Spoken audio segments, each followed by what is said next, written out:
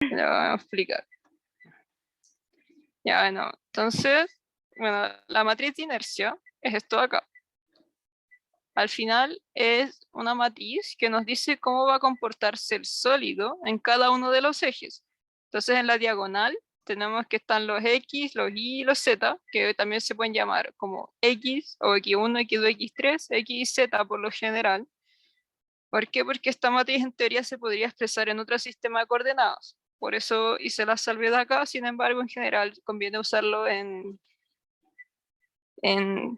cartesianas, porque es mucho más sencillo de entender, en especial cuando uno está dando mecánica, no entiende bien todo este tema de los diferenciales. Ya. Entonces, ¿qué tenemos acá? Tenemos dos casos, caso discreto y caso continuo, que como habrán visto en diferencial, el caso discreto se presenta por una sola sumatoria, que vienen siendo muchas partículas como puntitos que están unidos y forman en su conjunto un sólido. Y el caso continuo, que vendría siendo como cilindros, esferas, cuerpos que se componen como de pedacitos infinitesimales. Entonces la fórmula vendría siendo esta para los casos discretos, en que cada componente de la matriz está hecha por la sumatoria de todas las masas por la distancia en que se encuentran desde el origen que estoy tomando el sistema. ¿Y qué es esto? Esto, bueno, lo vamos a ver bien acá abajo. Bueno, en el caso continuo tenemos lo mismo, que acá va a ser la misma expresión prácticamente que la de arriba, con la salvedad de que en vez de multiplicar y sumar todas las masas, nosotros integramos por un diferencial de masa. Esta parte es la complicada, ¿por qué? Porque el diferencial de masa no es una constante, sino que depende de cómo yo estoy tomando el problema.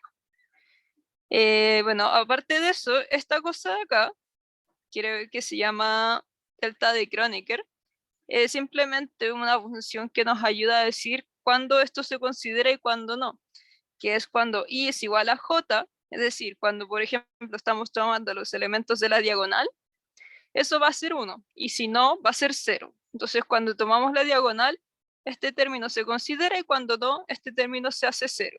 Lo mismo con la de arriba. ¿Qué es r cuadrado? Es la distancia, es decir, x y z al cuadrado, y bueno, expliquemos un poquito mejor lo que es el diferencial de masa. El diferencial de masa vendría siendo el auxiliar o la constante muda que nos ayuda a integrar en todo el volumen del cuerpo y su masa. O, bueno, volumen es un caso exagerado. ¿Por qué? Porque tenemos tres casos en que la superficie, en que la figura que estamos tratando de integrar puede ser lineal, por ejemplo, un alambre, un aro. Esas cosas son lineales, entonces así la vamos a parametrizar como una constante, que es la densidad lineal, por el diferencial de largo. De forma análoga, lo vamos a cuando son superficies, como círculos, triángulos, cuadrados, lo podemos integrar por la densidad superficial por el diferencial de superficie. Y por último, tenemos la densidad volumétrica por el diferencial de volumen, que en caso de coordenadas cilíndricas vendrían siendo de esta forma, como sería, por ejemplo, si quiero integrar en x, sería lambda de x. Si estoy en una superficie, sería rho de x de y. Y si estoy en el volumen, sería rho de x de y de z. Ahora, cuando trabajamos con casos continuos, existen casos en que es mejor o más fácil ver esto en coordenadas cilíndricas o esféricas incluso, y en ese caso los diferenciales de acá cambian. Para saber cómo son, les recomiendo ver el resumen de mecánica, porque ahí están anotados todos los diferenciales, y eso va a depender de qué constante es la que está variando.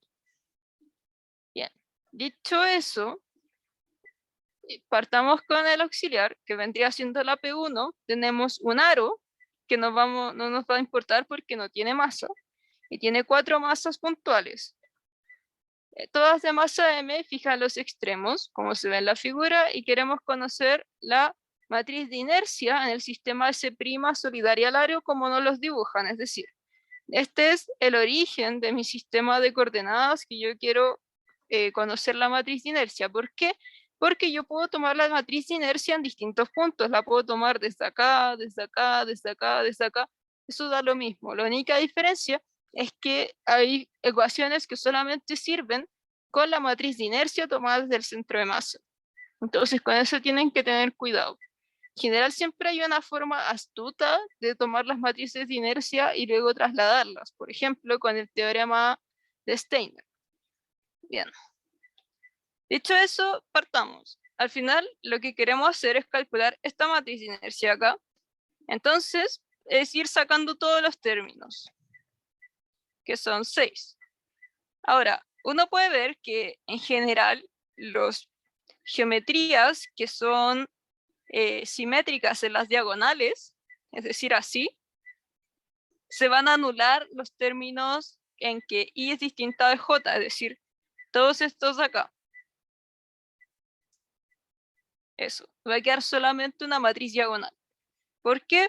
Porque cuando hagamos la matriz de inercia se van a anular los términos. Pero eso lo vamos a ver bien después en detalle, sin embargo es bueno tener la intuición antes de comenzar estos problemas.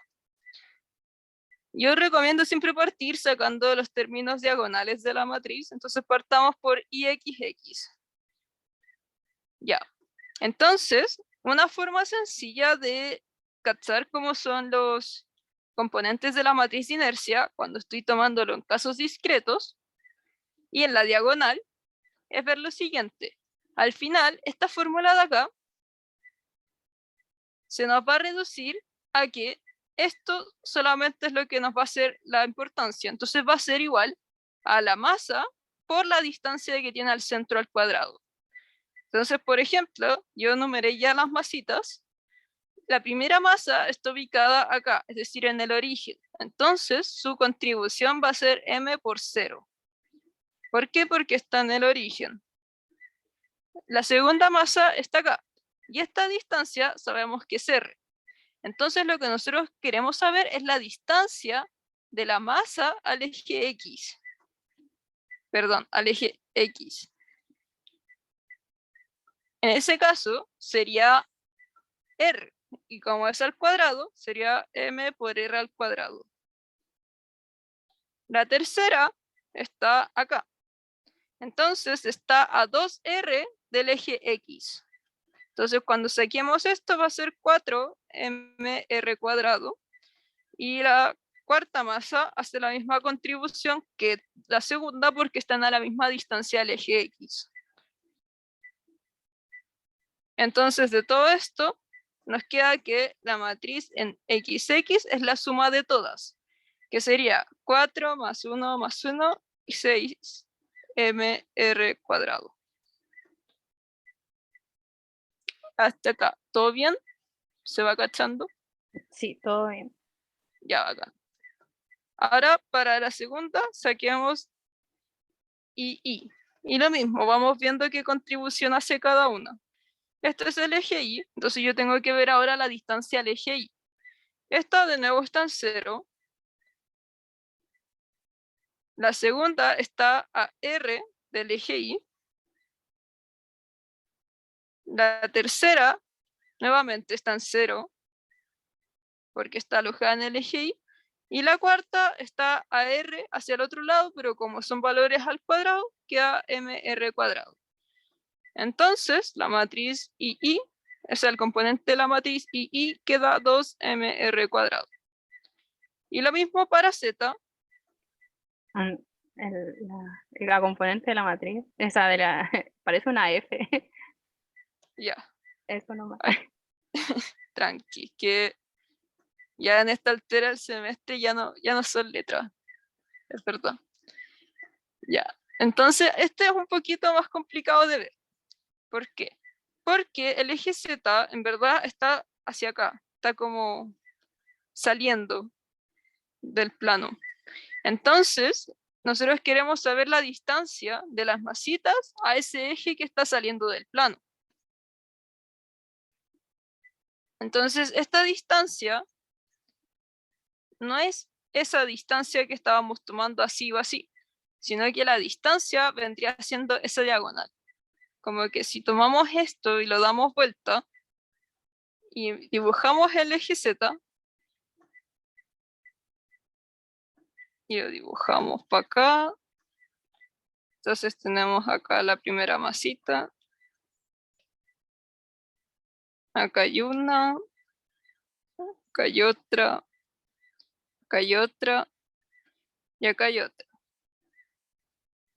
Ya, entonces sería esta distancia, la primera masita, nuevamente nos va a dar nos va a dar un aporte de 0, porque está igual en el centro, entonces está en el eje X y Z al mismo tiempo. La segunda masita, que sería esta de acá, la distancia va a ser esta diagonal. Y como esto es R, esto de acá es R raíz de 2. Porque es como la diagonal de un triángulo, o sea, de un cuadrado.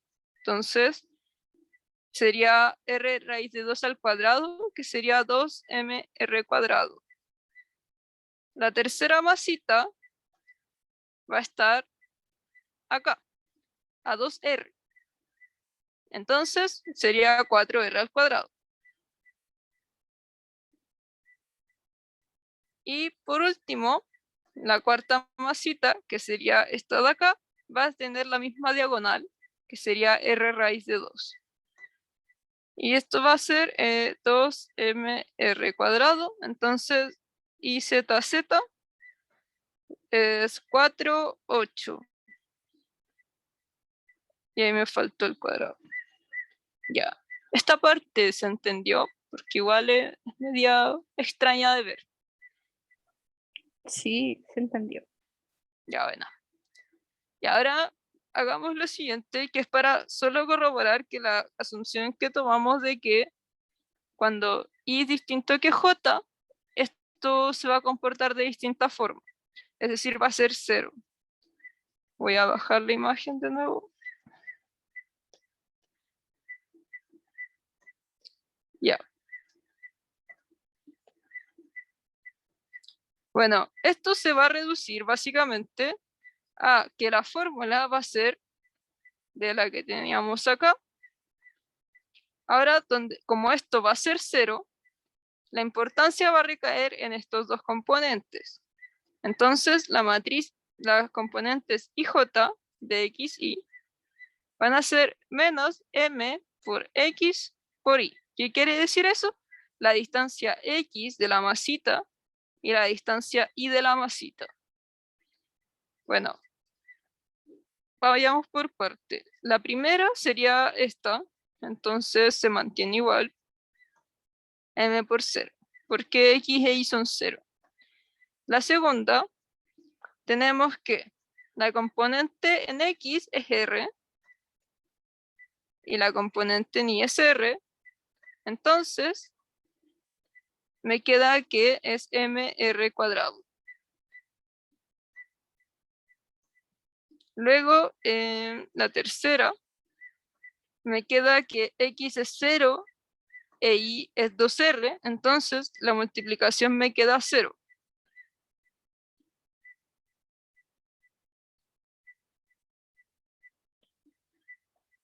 Y la cuarta, me queda que X es menos R y es igual a R, y me queda que esto es menos mr cuadrado. Ya, ahora yo tomé solamente los valores positivos, pero para hacerlo acá tengo que poner el menos afuera. Entonces me queda que y es igual a 0 menos mr cuadrado menos 0 más mr cuadrado, y como esos dos se anulan es 0. Y esto se va a repetir en todas las otras combinaciones porque la figura que estamos trabajando es simétrica en sus diagonales. Entonces podemos completar la matriz de inercia, que se va a llamar I, como IXX 6mr cuadrado 0, 0, luego abajo 0, el II 2mr cuadrado 0, luego 0, 0 y el Z 8mr cuadrado. Y con esto tenemos la matriz de inercia de esa figura, que es diagonal. ¿Se entendió? Sí. Ya, bacán. Bien, entonces pasemos a la P2. Bueno, la P2 nos dicen que tenemos un paralelepípedo y homogéneo de masa m, rectangular de dimensiones a por b por c, con a menos b menos c. Lo voy a sacar de acá mejor.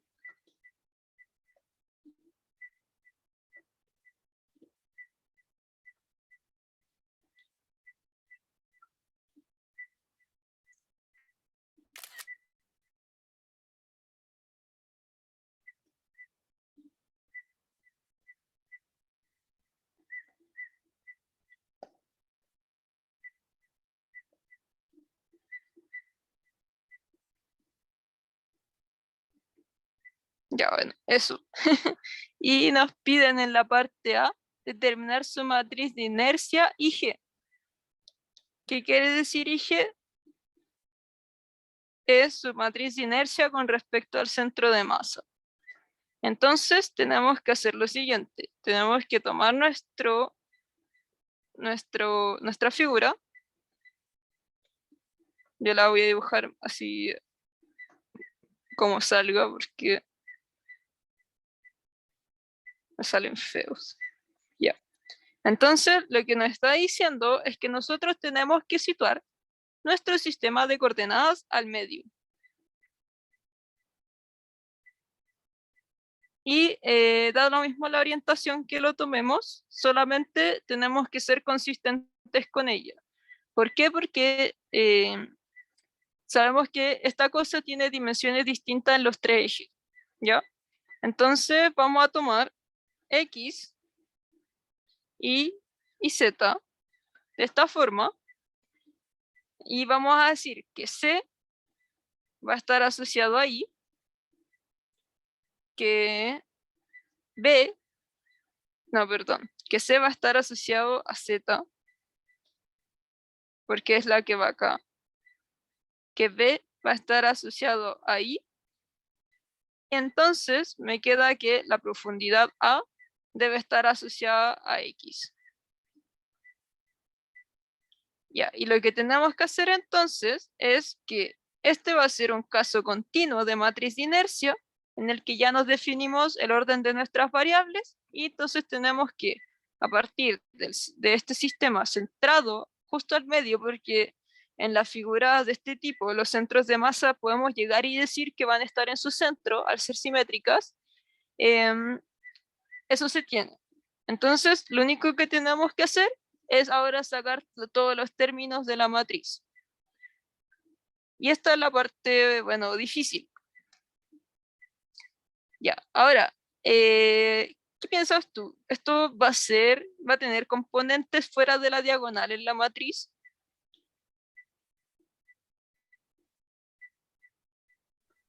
O sea, creo que no, porque tú dijiste que si hacíamos como la diagonal y si eran iguales, como que se iban a cancelar los componentes que no estaban en la diagonal de la matriz de inercia. Sí. ¿Y eso sigue pasando en 3 dimensiones? Sí. Ya, sí. En general, todas estas figuras bonitas les va a pasar eso. ¿Cuándo podría no pasar? Cuando rotamos, por ejemplo, esto en un plano que no sea simétrico, o cuando trabajamos directamente con figuras que tengan defectos, que se note que no sean simétricos. ¿Ya? Entonces, siempre es bueno usar los argumentos geométricos porque nos ahorramos matraca y eso igual tiene puntaje. Como que tú podrías llegar y sacar los XY y todo eso, y va a llegar a que es cero, pero te vas a hacer un montón de matraca entre medio que podrías saltarte con una frase. Y el caso continuo era...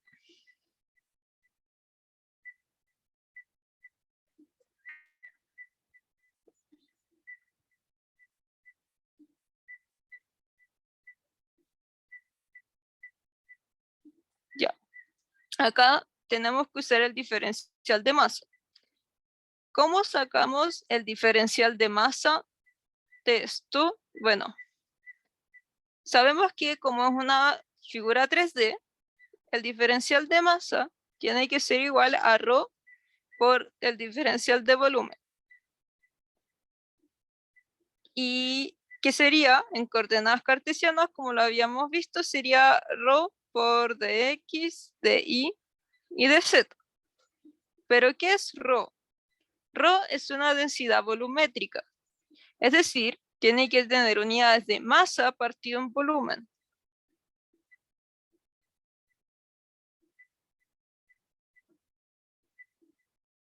¿Y qué volumen? Nosotros ya sabemos el volumen de esta cosa porque tenemos los tres lados. Entonces A por B por C y conocemos la masa que es M grande. Entonces ρ es igual a M partido por A, B, C.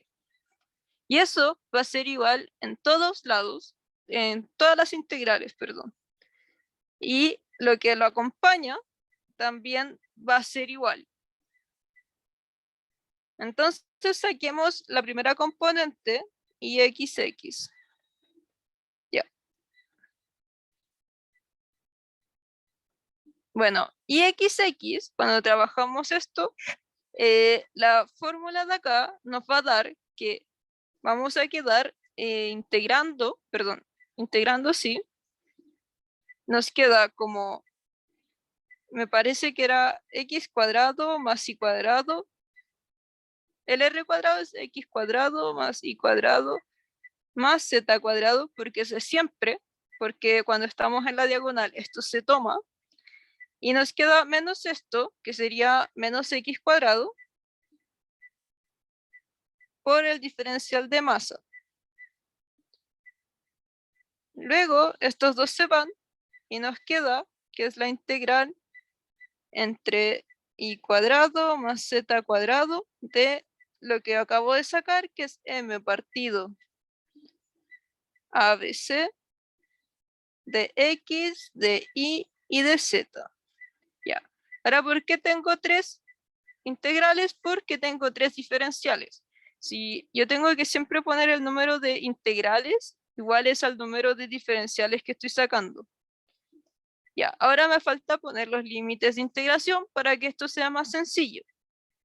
Ya, y estos límites de integración van a estar determinados por el punto donde yo centre mi sistema de coordenadas. ¿Por qué? Porque si yo lo centrara acá, por ejemplo, z igual a 0 va a ser 0 y z en su punto máximo va a ser c. Entonces voy a integrar desde 0 a c. Si yo lo centro en su centro de masa, voy a estar integrando, si este es mi 0, desde menos c medios a c medios.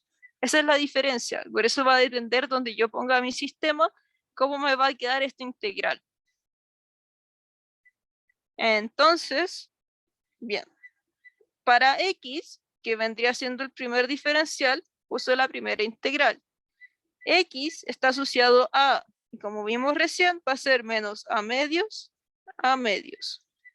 El segundo integral, o sea, el segundo diferencial es y. Entonces esto va a depender de y, y de y está relacionado a b.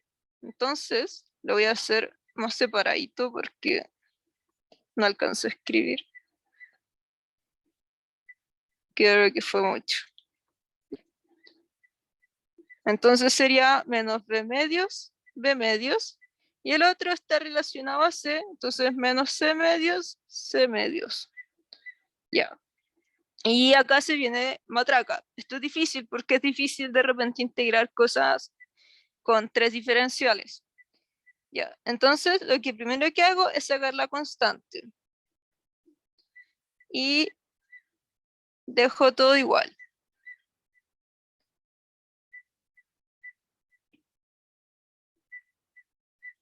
Ya, ahora, yo voy a estar integrando en x algo que no tiene x. Entonces, esa integral me va a botar primero un x. Y ese x lo tengo que evaluar en menos a medio y a. Entonces, cuando yo haga eso, me va a quedar ABC, la integral triple de...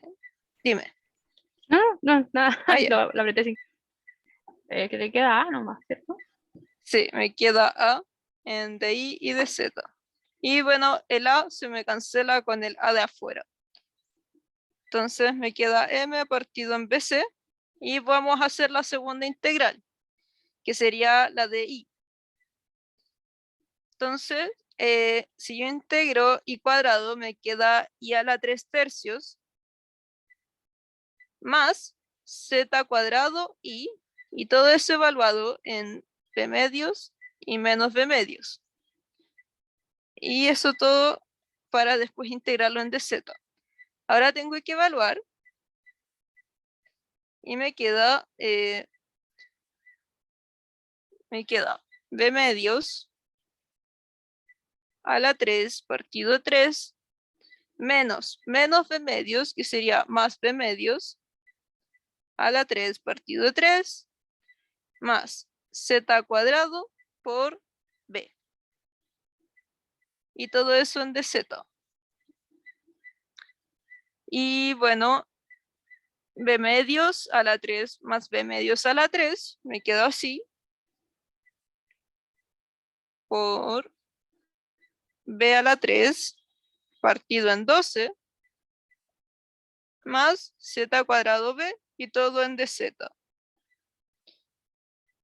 Y entonces ahora solamente me queda integrar en Z y me va a tirar M partido en BC de B a la 3 partido 12 por Z, perdón, sí, por Z, más Z a la 3 partido 3, me parece, por B. Y es evaluado en C medios y menos C medios. Entonces, ¿sí? Disculpa, en el B al cubo no debería ser dividido en 6. No, porque es que esto es... Ya, es que ese paso me lo salté porque era B partido en 2 a la 3, que es 8. Y 8 por 3, Sí. 8, 16, 24. Ay, Más ya, B, vale. eso, Sí, ya. ya.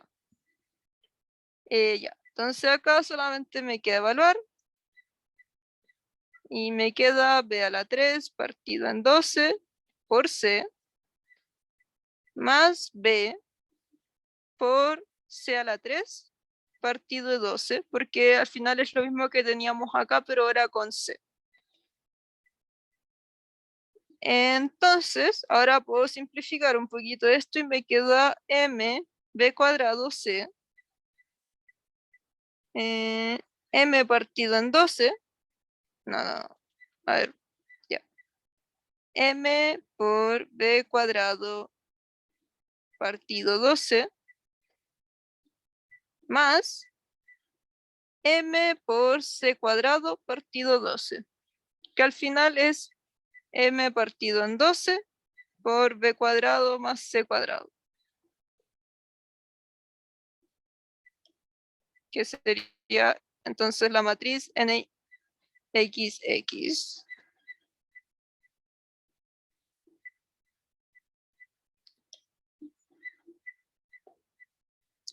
Sería eso. Es decir, si volvemos a la imagen de acá, la matriz NX que está asociada a va a depender de B y de C, lo cual igual tiene sentido porque, como habíamos visto antes, al final lo que hacemos es tomar las distancias con respecto a nuestro propio eje. Entonces, ya, va acá.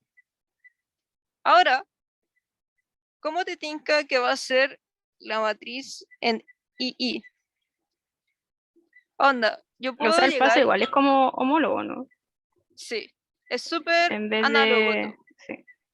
Entonces, yo en vez de hacer toda la matraca de nuevo, yo puedo decir, esto va a ser parecido.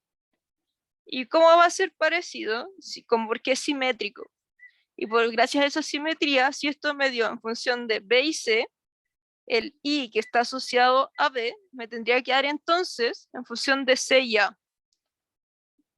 Y yo puedo hacer el cálculo y corroborarlo, pero no me gusta matraquear, así que siempre me gusta usar argumentos que me eviten matraquear porque me equivoco mucho. Y de la misma forma, en Z,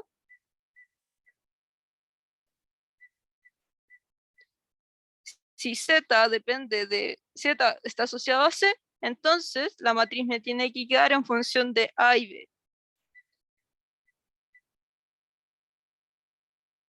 ¿Y qué saco con hacer esto? Que hubiera tenido que hacer 3 veces esto, al menos, para sacar solamente la diagonal. Y en las 3 horas que tienen para hacer el control, no es buena estrategia. Entonces, siempre que existan cosas simétricas, la idea es tratar de hacerlo lo más simple posible. Ya. Entonces, ahora nos queda ver que efectivamente las diagonales van a ser 0. Ahora, si yo no tengo tiempo para hacer esto, igual basta con que den el argumento de simetría, pero yo prefiero hacerlo porque esto es una clase y es bueno que vean esas cosas. Ya, entonces, veamos el caso de XY de nuevo, recordando la fórmula.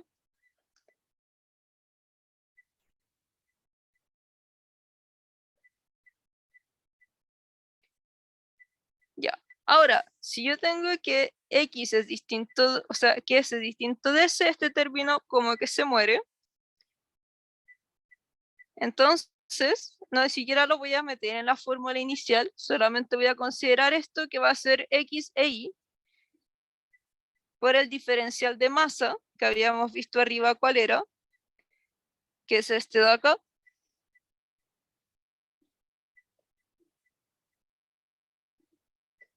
Y tengo que poner ahora los límites de integración. Ya, bueno, eran 3. Entonces X está entre menos A medios y A medios, menos B medios, B medios y menos C medios, C medios. Ya. Bueno, lo mismo, primero saco la constante y el menos. Y veo que no hay nada que dependa de Z, entonces parto integrando en Z. Y eso me da un C.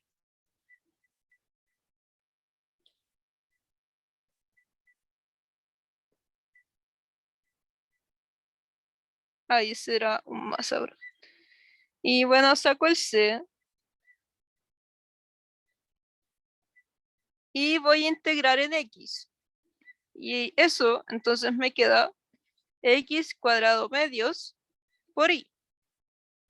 Donde voy a evaluar el X en A medios y en menos A medios. Y luego voy a integrar en DY. Entonces, ahora que yo evalúo esto, me queda así.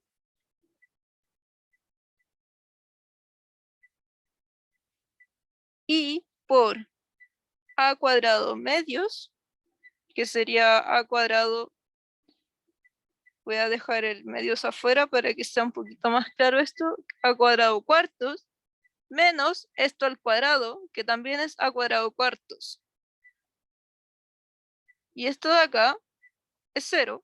Entonces esa parte de la matriz de inercia también va a ser 0. Y va a pasar lo mismo en todos los I distinto a J por la misma simetría que estábamos comentando desde el principio.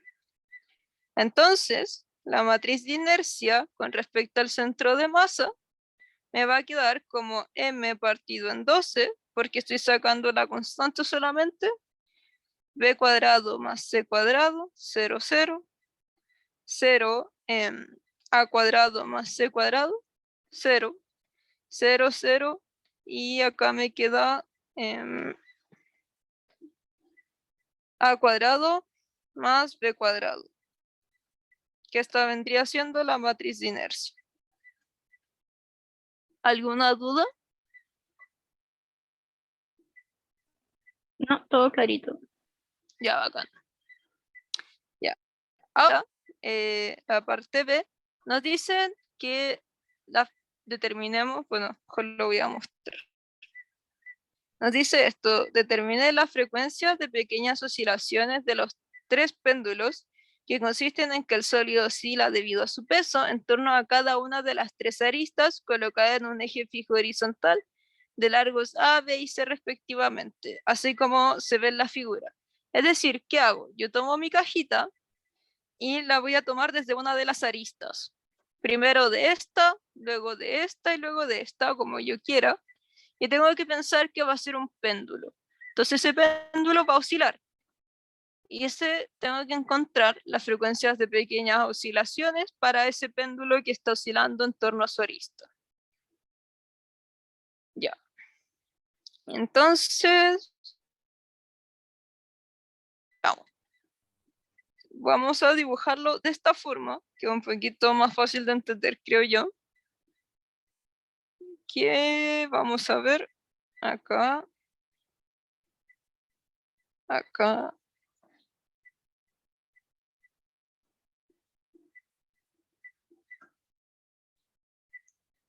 Ya.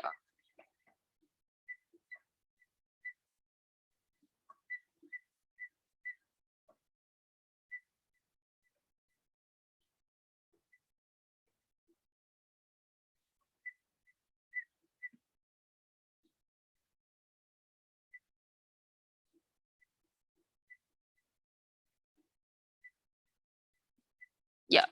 Entonces, pensemos en la siguiente situación.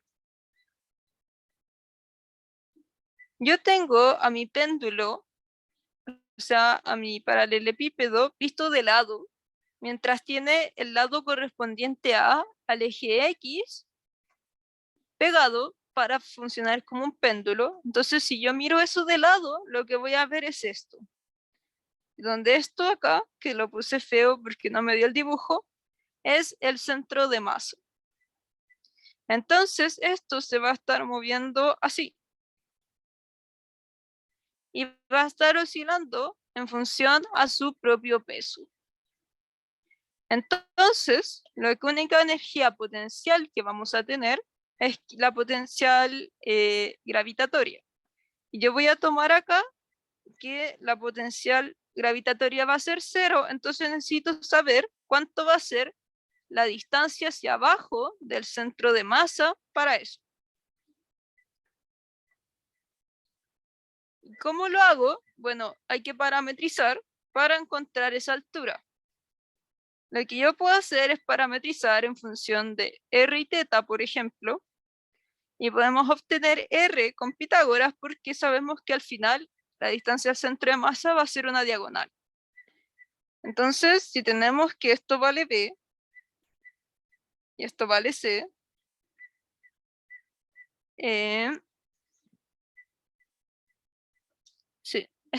sí, porque ya el centro de masa va a estar al medio, B y C, y va a estar acá. Entonces, lo que yo quiero hacer es tomar este triángulo de acá y a ese hacerle Pitágoras. Entonces va a ser este R, que vamos a decir que es el R del centro de masa, va a ser igual a B cuadrado cuartos más C cuadrado cuartos.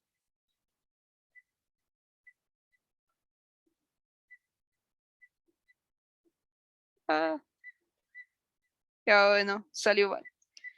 Ya, y aparte voy a parametrizar en función de este ángulo, que este ángulo va a ser el que nos va a describir cómo funcionan las pequeñas oscilaciones. Entonces, la altura desde acá hasta acá va a estar dada por R coseno de θ. Entonces, el I del centro de masa va a ser igual a R coseno de θ, bueno, hacia abajo, y reemplazándolo va a ser igual a raíz de b cuadrado cuartos más c cuadrado cuartos coseno de θ. Entonces ahora podemos definir la energía mecánica total como la energía potencial, que va a ser negativa.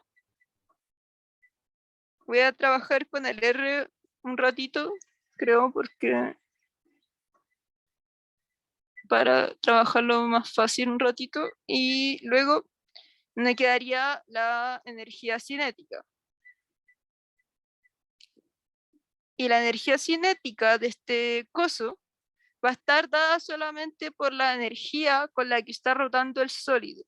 ¿Por qué? Porque cuando vimos en clase existían dos energías principales para los sólidos, que es la energía cinética translacional, que quiere decir cuando todo esto se está moviendo, y la energía cinética rotacional. En este caso solamente tenemos la segunda, que nos viene dada por la ecuación de un medio por I en O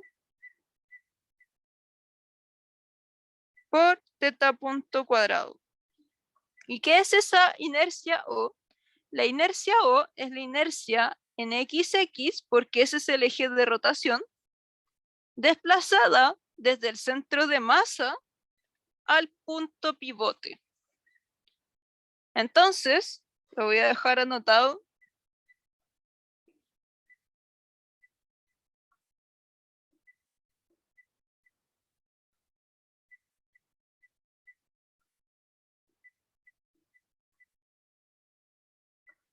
Y ahora la calculamos. ¿Qué se usa? El teorema de Steiner. El teorema de Steiner nos dice que yo puedo trasladar una inercia que conozco desde el centro de masa por, ahí me salió un gallito, por su distancia que tiene al punto donde yo la quiero trasladar, que en este caso es R.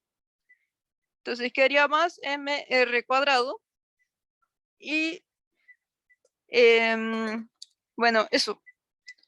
Entonces nos queda que la energía mecánica total va a ser igual a menos mg, y voy a reemplazar ahora r, que me queda un medio afuera, raíz de b cuadrado más c cuadrado, más un medio, y xx era m partido 12 por b cuadrado por c cuadrado, y a eso yo le tenía que sumar el mr cuadrado, que se vendría siendo m por un cuarto de b cuadrado más c cuadrado coseno de teta. No, el r era eso sin el coseno, perdón. Acá sí me faltó el coseno.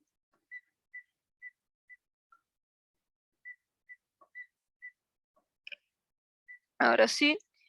Y todo esto por teta punto. Lo recapitulo porque me enredé reemplazando. Teníamos esto, teníamos r. Entonces acá reemplazo el r, que es un medio de la raíz de eso, y coseno, que está ahí. Luego, reemplazo esto, lo calculé acá, sabía xx, sabía r cuadrado, esto es xx, esto es m por r cuadrado, y esto se vendría siendo la rapidez angular con la que está rotando. Ya, bacán. Y ahora tengo la energía mecánica total. ¿Para qué me sirve esto? Porque con la energía mecánica total yo puedo sacar esto, que me va a dar la ecuación de movimiento bajo el argumento que la energía se tiene que conservar en el sistema. Y derivando, tengo que derivar todas las cosas que varían y usar la regla de la cadena, siendo cuidadoso en eso. Me queda mg medios. Sí. Pero primero, simplifiquémosla un poquito porque me quedo con muchos términos. Ya bueno, esto me queda menos mg medios coseno de teta por la raíz de b cuadrado más c cuadrado. Y esto me queda más, bueno, esto me queda un doceavo más un cuarto, y eso creo que es un tercio.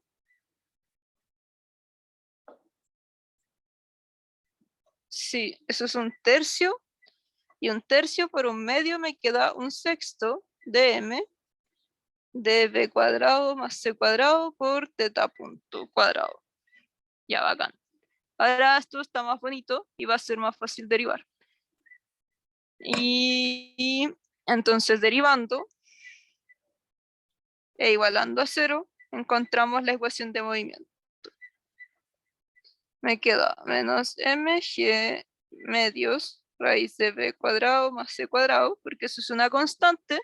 Y ahora derivo el seno, que cuando derivo me queda menos, divido el coseno, que cuando lo derivo es menos seno. Entonces me queda más seno de teta y por regla de la cadena me bota un teta punto. Ahora, el lado de la derecha me queda un sexto de m b cuadrado más c cuadrado y derivo esto de acá que me bota un 2, un teta punto y por regla de la cadena un teta 2 puntos. Y eso tiene que ser igual a 0. Luego simplifico, bueno, el m con el m y los teta puntos se van y me queda g b cuadrado más c cuadrado seno de teta partido 2 más, simplifico eso y me queda b cuadrado más c cuadrado partido en 3 por teta 2 puntos y eso tiene que ser igual a 0. Ya, ahora, como me están diciendo que son puntos de equilibrio, que son pequeñas oscilaciones, yo puedo usar la simplificación para que esto me quede de una forma bonita de que seno de teta va a ser teta.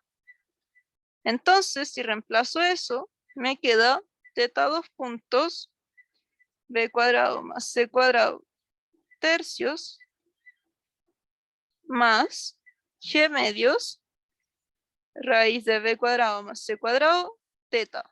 Y eso va a ser igual a 0. Y si simplificamos más esto, porque la idea es quedar con esto totalmente despejado, divido por eso de acá y me queda teta 2 puntos más 3g partido en 2 raíz de b cuadrado más c cuadrado teta es igual a 0. ¿Y qué me piden? La frecuencia de las pequeñas oscilaciones. Y veamos que esta cosa de acá es la ecuación de un oscilador armónico. ¿Qué quiere decir eso? Que es de la forma x 2 puntos más w cuadrado x es igual a 0. Entonces eso de ahí vendría siendo la frecuencia de pequeñas oscilaciones según si estuviera pegado en una arista del eje X, es decir, asociado a A. Entonces decimos que la frecuencia de pequeñas oscilaciones asociada a A es 3g partido en 2 raíz de b cuadrado más c cuadrado. Ya, pero nos pedían hacer oscilar esta cosa respecto a, B y C. Podemos ocupar el mismo argumento anterior, ¿no? Sí, ocupamos el mismo argumento anterior. Porque era mucho. Sí, pues, imagínate, si no cachara ese tema, este problema se hace eterno. Entonces, por eso le doy tanto énfasis a fijarse en la simetría antes de partir. Porque tendríamos que haber hecho todo 3 veces.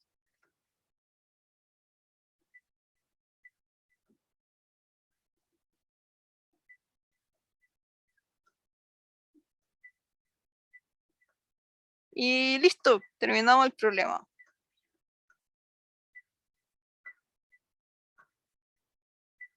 Creo. Esperemos que sí. Ya, a ver. Sí. Ya, hasta acá, ¿alguna duda? Todo súper clarito. Ya. Eso de que rebuscaba me lo decía por la aproximación. ¿O? No, lo de buscar como la frecuencia de pequeñas oscilaciones como en cada arista. Ah, sí. Pero siempre les gusta hacer péndulos de sólidos. Esa cuestión pasa caleta y es mucha matraca. De hecho, el siguiente problema es el que me salió a mí en el control. y me lo eché. Entonces, es complicado. No sé si queréis que hagamos una pausa antes de seguir o le damos nomás. No, démosle nomás. Estoy bien Ya, ya. va. No, Ya, he bueno. entendido todo. Ya, bueno.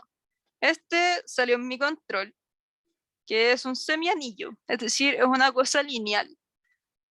Ya, un semianillo de radio R y masa m cuelga del techo a través de un pivote en O.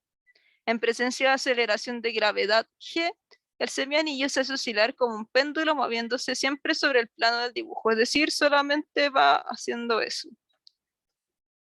Entonces nos piden calcular la distancia entre el centro de masa del semianillo y el diámetro dibujado en la línea más delgada, y además la componente IZZ de su matriz de inercia calculada tomando el centro de masa como origen.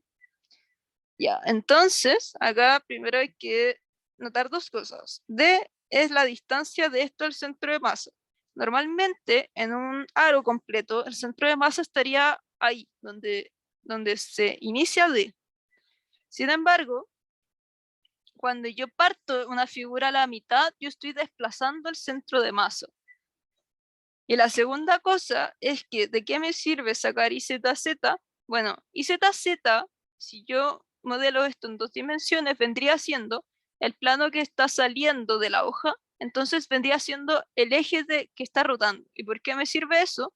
Ya que igual que en la parte anterior, necesito eso para sacar la ecuación de movimiento. Entonces ya me está guiando más o menos lo que tengo que hacer. Y de hecho sí, porque en la parte B nos dicen condiciones iniciales y nos piden calcular el valor máximo de teta y luego nos dicen que si teta es muy chiquitito, es decir, eso me dice que haga aproximación de pequeñas oscilaciones, calculemos el tiempo para alcanzar ese teta máximo. Así que este es difícil, tiene muchas cosas, se hace mucho más claro todo. Ay, no se me agregó.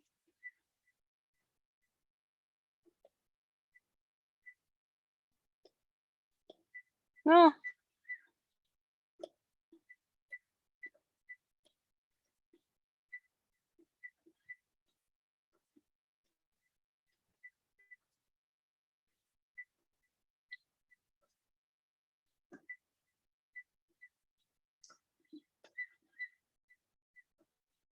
Ya.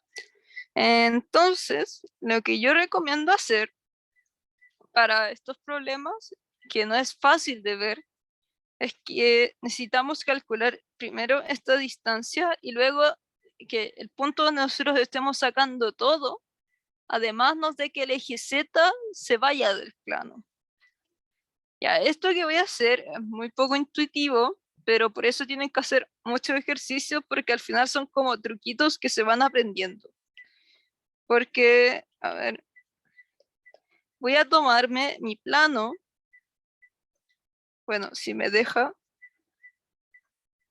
de esta forma, donde esto voy a llamarlo X y esto voy a llamarlo Y. Y además me voy a definir un ángulo auxiliar desde acá para definir todo esto. ¿Por qué estoy haciendo esto? Porque en general los círculos y cosas circulares me conviene más trabajarlas desde su centro que, por ejemplo, tratar de trabajarlas desde acá. Si yo trato de sacar la matriz de inercia desde acá, el cálculo es horrible. Sí, con eso es mucho más fácil parametrizar la curva que estoy tomando y luego digo, filo, da lo mismo, desplazo el centro de inercia al pivote. ¿Ya? Entonces, hay casos donde a pesar de que la geometría yo ya sepa cómo va a girar esto, siempre traten de sacarlo desde puntos más fáciles de parametrizar las integrales. Ya, entonces, puedo decir que si eso es R, entonces si esto es R, me queda que la coordenada I para cada teta va a ser I es igual a R coseno, Ay, le puse teta y le quería poner phi. No puedo tener dos tetas. Coseno de phi y x va a ser igual a r seno de phi. Ya, entonces para la parte A tenemos que ver el centro de masa. El centro de masa se define como 1 partido en m de integral de diferencial de masa por x tongo más y tongo. En este caso, que estamos reduciendo un poquito la fórmula porque, bueno, es simétrico, es bonito y estamos tomándolo desde acá. Ya, ahora, como es un aro, el diferencial de masa va a ser lineal. Entonces, esto va a ser S lambda por dl. ¿Y qué es dl? Bueno, por eso ponemos acá el centro, porque es más fácil parametrizar cada punto de L de la forma de R por d phi. Como si fuera, vamos tomando L, avanzamos de phi, y así todo el rato, entonces podemos describir esa línea. Ya de eso se trata parametrizar. Y además, phi, que es este ángulo que yo me inventé, va a estar entre 0 y va a avanzar pi medios y va a llegar hasta pi. Entonces, esto va a pertenecer a 0 a pi. Y r va a ser una constante. ¿Ya? Bueno, acá lo que es más difícil de hacer en general es parametrizar coordenadas que no sean cartesianas porque los diferenciales cambian. Entonces, si le llega a salir algo y no saben cómo parametrizar, nos pueden pedir estos diferenciales, ¿ya? Porque en verdad es muy nada, o pueden verlos en el resumen que les di. Ya, ahora nos falta definir qué es lambda. Bueno, lambda, al igual que rho era masa por volumen, este tiene que ser masa por el largo. Y va a ser m partido en pi por r. ¿Por qué? Porque nosotros habíamos dicho que el largo se definía entre pedacitos infinitesimales del ángulo. Entonces, cuando yo completo todo el arco, me queda que completo el ángulo total, entonces sería pi por r. De esta forma, dm me queda igual a m partido en pi por r por r de phi, y eso me queda m partido en pi de phi.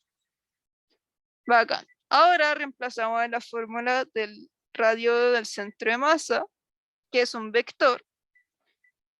Entonces me queda 1 partido en m por x tongo más y tongo por m partido en pi de phi.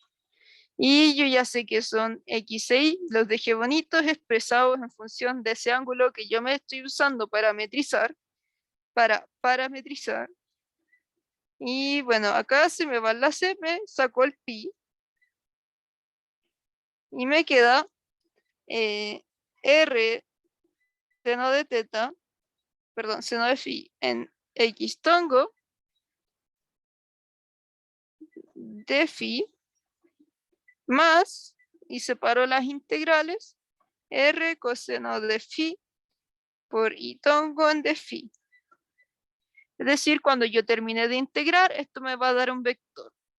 ¿Y dónde está phi? Va a estar entre 0 y pi. Entonces, saco la constante que es r partido en pi, y la integral de seno me queda que es coseno, y la evalúo entre 0 y 1, y me da 1 menos 1, más la, y esto va a estar en x tongo, más la integral de coseno. No, este era menos coseno y este es seno. Sí, era al revés, eso te iba a decir. Sí, sí, sí. Sí, pero esto está bien, sí. Sí, porque esto me tiene que dar 2. Y esto me tiene que dar 0. Entonces, sí. Y este me queda 1 menos 1 en y tongo. Entonces me queda R partido en pi por 2 en X tongo. Y el R del centro de masa, y acá, bueno, este es 0 en Y tongo, pero lo voy a omitir porque es 0. 2R partido en pi X tongo. Ya, bacán. Tengo la distancia desde el centro que tomé hasta el centro de masa, pero yo no quiero eso precisamente. Yo quiero D. ¿Y por qué me sirvió entonces tomármelo así? Porque calzó justito que esto solo está en X, como yo había visto. Entonces, si me hubiera dado algo en Y, eso estaba mal. Entonces hubiera cachado que me equivoqué en algo dentro de mi desarrollo. Y si hubiera sido negativo, también hubiera estado mal porque significa que el centro de masa está más allá de la figura, cosa que puede pasar en algunas geometrías, pero en esta ya me decían dónde estaba. Entonces, al final D es la distancia que hay acá, que vendría siendo eso. Eso es lo que me piden. Eso me lleva a obtener eso, pero esto no es lo que me están pidiendo. Entonces hay que tener cuidado con esas cosas porque a veces respondemos cosas que no nos están pidiendo. Ya, entonces tenemos D. Ahora me queda sacar y ZZ con respecto al centro de masa. ¿Por qué me conviene sacarlo del centro de masa? ¿O no?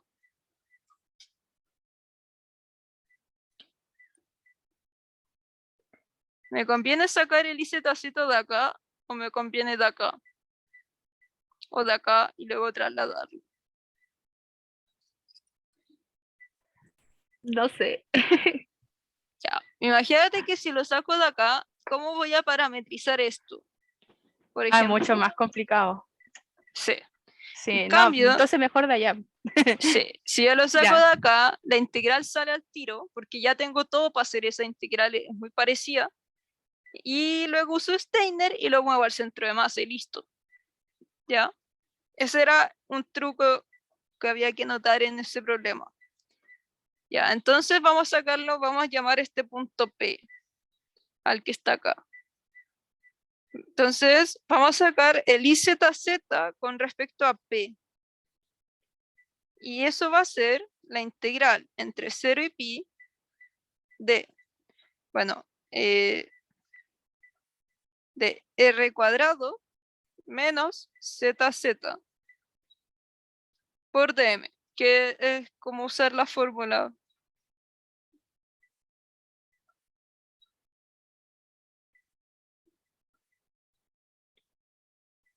Ya, esto xy, xj, yo sé que es 3, 3, entonces zz, porque estoy zz, este queda igual.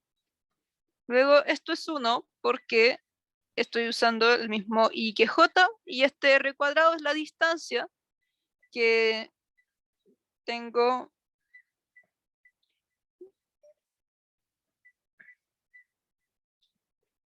z cuadrado menos z cuadrado, y se me van y me queda dm. Y es lo mismo que tenía para el caso de momento, o sea, del centro de masa, ya, vaga. Entonces me queda poner dm, que es m partido en pi de teta. Entonces voy a sacar al tiro la constante y voy a tener que no, perdón, de teta, y reemplazo x cuadrado e y cuadrado, que los tenía acá,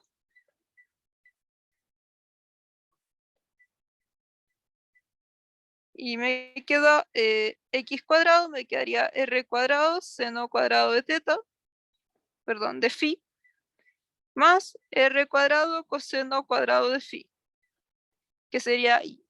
Entonces me queda coseno más coseno al cuadrado, que es 1, y me queda r cuadrado.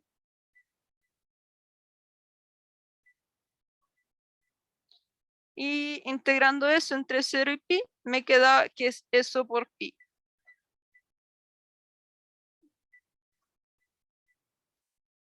mr cuadrado. Entonces, IZZ con respecto a P es mr cuadrado. Acá hay algo importante, igual que quizás no es tan fácil darse cuenta, que recordar que el centro de masa, el R centro de masa, tiene que estar expresado, tiene que ser una magnitud vectorial. Entonces acá tengo que tener un vector unitario, pero la matriz de inercia y sus componentes no tienen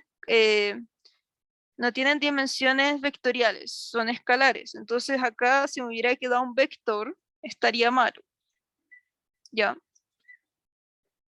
Ya, bacán. Entonces ahora tengo que usar Steiner, pero al revés. Es decir, en vez de trasladar una inercia desde el centro de masa hacia otro lado, yo traslado la inercia desde otro lado al centro de masa. Entonces me quedaría que el IZZ del centro de masa va a ser igual a la matriz que ya tenía menos m por el desplazamiento que tenía.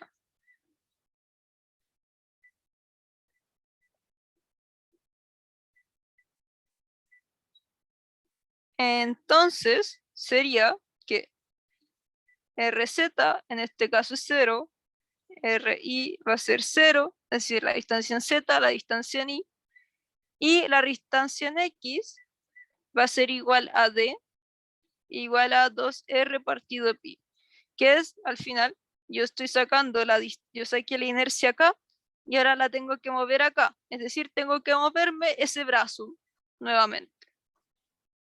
Entonces me quedaría acá mr cuadrado menos m por d cuadrado. Que podía, sin usar eso, decir es la distancia de la matriz menos la distancia entre las dos. Y sería mr cuadrado menos m 4r cuadrado partido en pi cuadrado.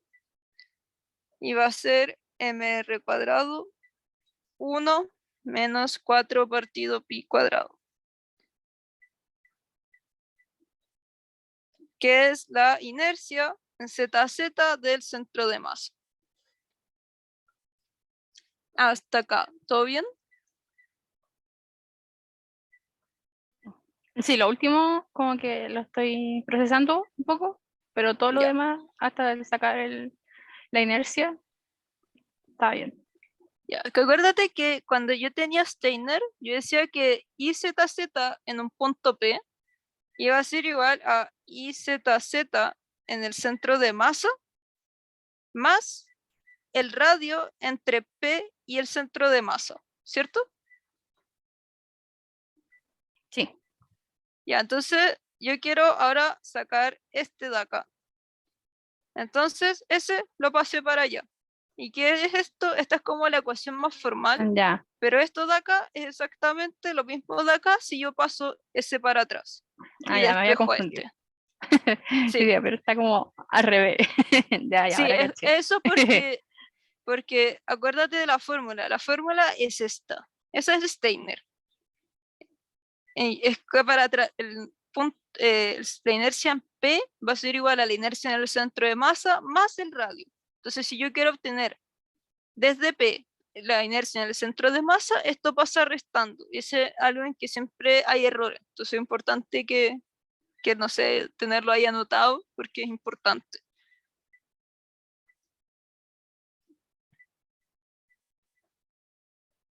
Ahí quedó mejor, ¿verdad? Sí, sí, ahí quedó mucho mejor. Ya, Gracias. ya bueno. Entonces, ahora tenemos que hacer que rote. Nos dicen que en t es igual a 0, que cuando estos dos pasan juntos, bueno, eso pasa en las condiciones iniciales, y el anillo está en reposo, entonces θ es 0, es igual a 0, y esto también es de 0, y nos piden calcular este máximo.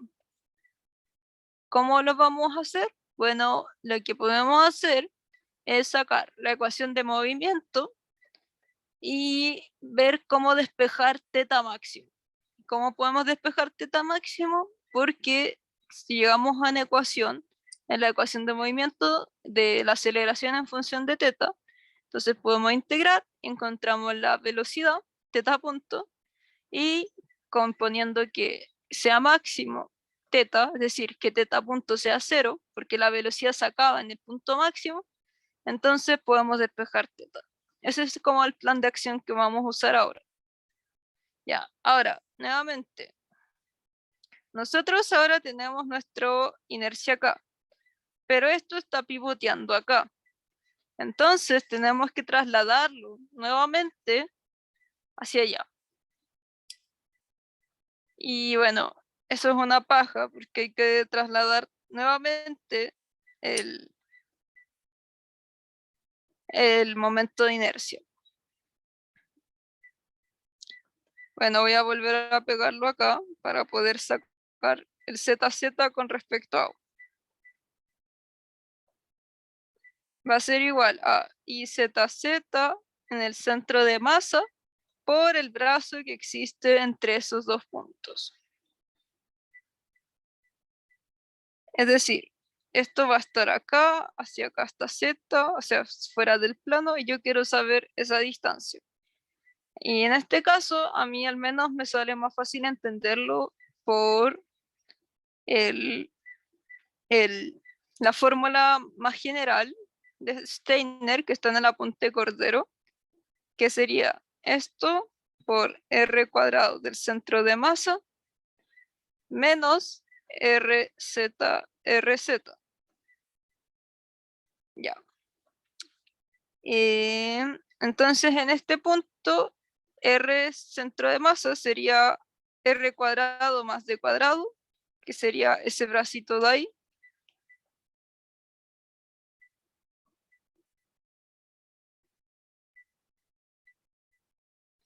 Y RZ cuadrado sería R cuadrado,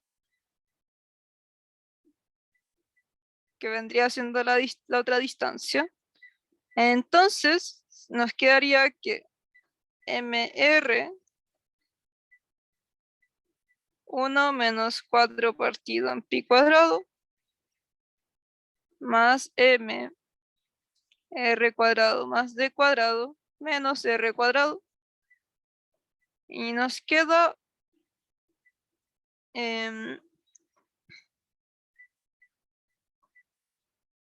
sí, me queda MR partido, ay, perdón.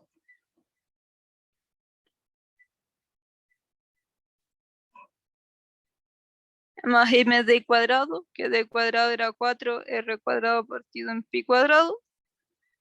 Y eso me da mr cuadrado. Entonces, IZZ con respecto a U es mr cuadrado. Y entonces con el IZZ, ahora lo que tengo que hacer es usar la energía cinética, sacar la energía cinética, la energía potencial y sacar la energía mecánica total. Entonces K va a ser simplemente la rotacional, porque esto no se está desplazando, solamente se está rotando.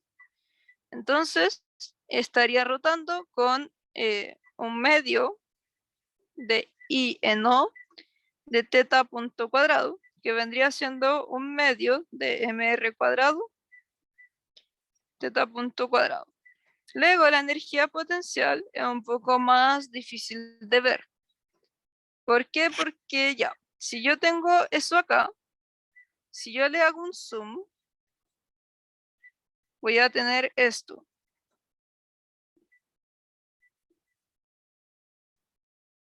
Más o menos así. Y acá estaba teta. Entonces lo que yo quiero conocer es esta altura. Desde O hasta el centro de masa. ¿Y cómo la saco? Bueno, espera, creo que lo hice mal. Ah, no, está bien. Ya. Esto mide R y esto mide D. Entonces sería, puedo sacar esa distancia Y luego puedo sacar esa distancia y sumarla y tengo la distancia naranja que era la que quería. Entonces la primera distancia sería R por coseno de teta. Y la segunda sería D, porque si este sería teta, porque este no. Y este me quedaría D seno de teta. Entonces, la distancia naranja es menos R coseno de teta menos D seno de teta. Que vendría siendo si lo apunto, o sea, si defino hacia arriba positivo, hacia abajo es negativo. Entonces la energía potencial, que sería en este caso solamente gravitatoria, sería menos m por g por r coseno de teta más d seno de teta. Luego la energía mecánica total es la suma de ambas.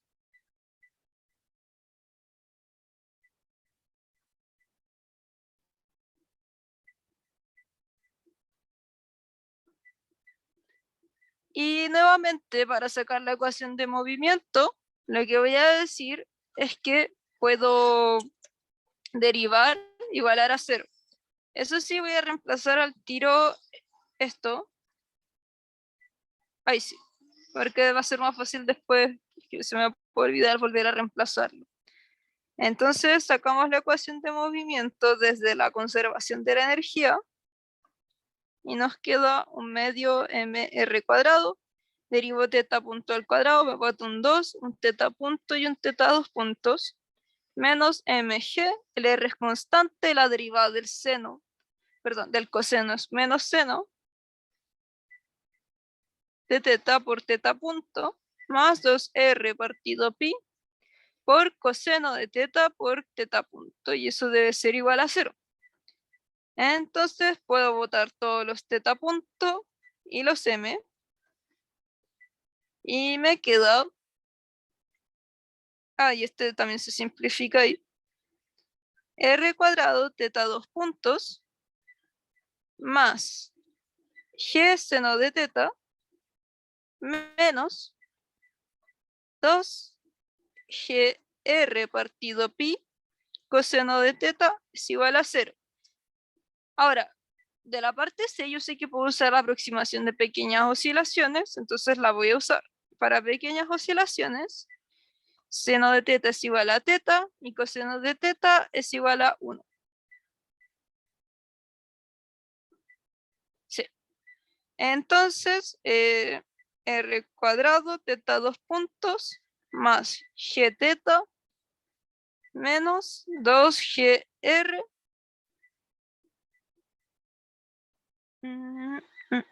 partido pi. Y eso tiene que ser igual a 0. Luego trabajo un poquito esto para despejar teta 2 puntos.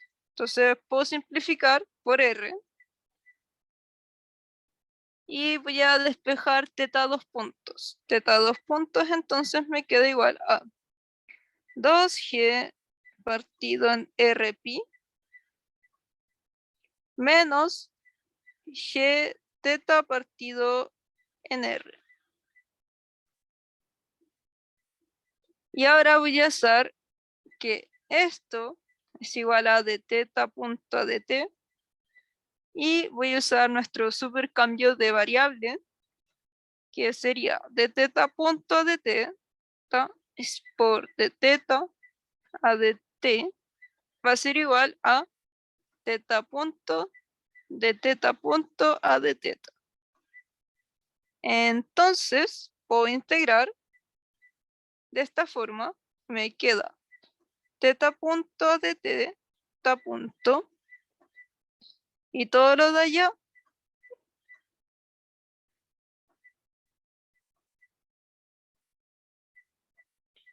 en d teta. ¿Y desde dónde parten? Bueno, me decían que partía desde teta igual a 0 y partía desde el reposo. Entonces ambas condiciones iniciales son nulas y ahora simplemente integro y me queda teta punto al cuadrado medios va a ser igual a 2g partido en r pi teta menos g teta cuadrado 2r. ¿Y de qué me sirve esto? Que yo quiero saber cuál es el teta máximo. ¿Y cuál es la condición que se tiene que cumplir? Que teta punto sea igual a 0 en el teta máximo. Entonces, si digo que teta punto es igual a 0, entonces 2g partido en r pi teta menos g teta cuadrado 2r tiene que ser igual a 0. Yo voy a agrupar todo esto en teta. Teta por g partido en r. Y me queda que es 2 partido pi menos teta partido 2. Y eso tiene que ser igual a 0. Entonces, teta, ¿me sirve que sea igual a 0? No, porque teta tiene que ser distinto que 0, porque teta igual a 0 es la condición inicial. Si teta sigue siendo 0, significa que no hay movimiento, entonces no es un caso que me interesa el otro. Entonces el otro caso me dice que 2 partido pi va a ser igual a teta medios. Entonces el teta máximo va a ser igual a 4 partido pi.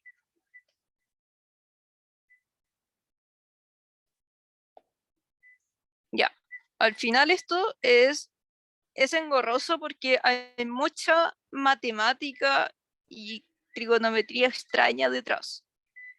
Ya, pero el argumento básicamente es que yo tengo mi momento de inercia acá y lo necesito llevar allá. Para ello hago esto, que es Steiner, y lo traslado acá. Luego saco la energía, que acá lo que podía costar ver era esta cosa de acá, como bajaba. Y luego hago la energía total. Derivo la energía total y la igual a 0 en el tiempo por conservación de la energía. Y con eso obtengo la ecuación de movimiento. Uso pequeñas oscilaciones y encuentro una EDO para teta 2 puntos y reviso el cambio de variables para integrar y encontrar teta punto. Impongo que teta punto es igual a 0 en la altura máxima, entonces obtengo el ángulo máximo. ¿Alguna duda? No. Ya, bacán.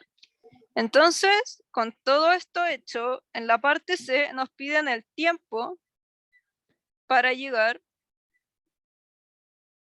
a teta máximo. Y esto, como ya hicimos el problema de la forma que lo hicimos, no es difícil porque nosotros tenemos esto. Y desde esto podemos integrar y obtener el tiempo. Entonces, integremos desde acá y trabajémoslo. Primero hay que despejar teta punto. Entonces, me quedaría que teta punto va a ser igual a 4g teta partido en r pi, ¿sí? Y menos g teta cuadrado partido en 2r. Ya. Ahora, hay una cosa acá que nos dicen explícitamente que teta es mucho menor que 1. Si teta es mucho menor que 1 y nosotros usamos la aproximación que usamos anteriormente, entonces tenemos que decir que teta cuadrado va a ser 0 por esta aproximación que estamos haciendo ya. Bueno, si esas cosas de repente en la prueba les confunden, las pueden preguntar, porque son cosas muy físicas, muy de físico en verdad, no tan físicas, y son extrañas de ver. ¿Ya? Entonces, por eso este término de acá se nos muere. Ahora nos queda que teta punto, entonces va a ser igual a esta raíz. Y como teta punto es igual a de teta a de t, voy a integrar. ¿Y desde dónde voy a integrar? Bueno, acá voy a dejar los de teta, entonces voy a pasar por abajo la raíz de teta. Y acá voy a integrar en dt, entonces me queda 4g r pi en dt. En tiempo es fácil porque integro desde 0 a t, pero en teta yo voy a integrar desde 0 a teta máximo. ¿Por qué? Porque quiero saber el tiempo que se demora en llegar hasta teta máximo. Y recordemos que teta máximo es igual a 4 partido pi. Entonces integramos y nos queda que esto va a ser igual a la 2 veces la raíz de teta, que sería 2 veces la raíz de teta máximo. Y esto es una constante que voy a sacar el 2 solamente, r pi por t. Entonces, ¿cuál es el t? Reemplacemos el teta máximo.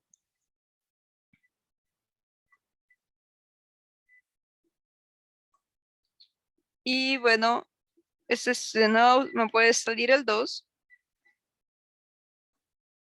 Y me queda 2 raíz de g partido en r pi por t. Entonces ese 2 se va con ese 2 y ese pi se va con ese pi. Y me queda 2 por la raíz de r partido g. Y eso va a ser igual a t.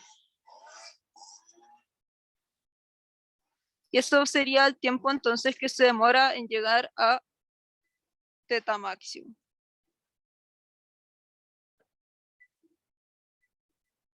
Ya, esta última parte era sencilla, pero lo difícil, según yo, era partir este problema.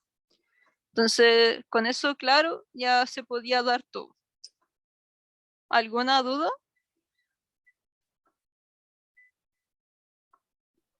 No, no. Todo clarito. Ya, bacán. Entonces, ese sería el auxiliar de hoy día, que lo hice más largo para darlo otra vez. Entonces,